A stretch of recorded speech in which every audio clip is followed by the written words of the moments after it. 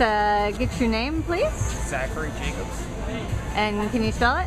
ZACHARY-JACOBS. And where are you from here in New Orleans? Gentilly. And so what was your experience of Isaac? Hurricane Isaac. Well, I'm an artist, so I sell art, and the art market closed. So I was kind of bummed about that, and the winds picked up, and there was some rain, and New Orleans fared well, while other parts got hit kind of heavy, and you know, the worst of it was we lost power for a week, a full 7 days in Gentilly, which, you know, considering hurricane size, tropical category 3 to a tropical storm coming through and only knocking out for a week ain't that bad, I guess. So, you know, it's just one of those things. You strive and survive. You know, you keep going. You don't stop. Just move on. What about Katrina? What was your experience of Katrina?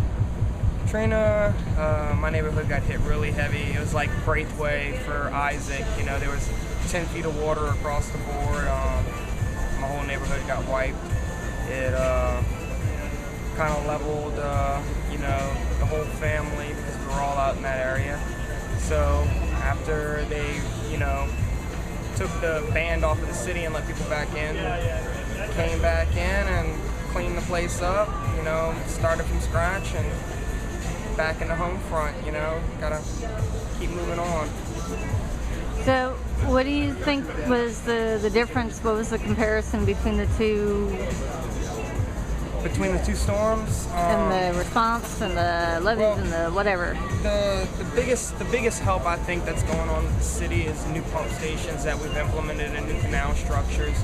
Our canal structures used to have a central pumping station that would pump out the city to the lake. Now we've kind of excluded that, and we still use that middle pump, but what we do is we have pumps at the lake now. So it pumps out the city to the central pump, down these canals, where we now have gates at the lake where we shut these gates. We shut the intercoastal, we shut the industrial canal, we shut the London, all these canals that broke during Katrina. We shut them all down.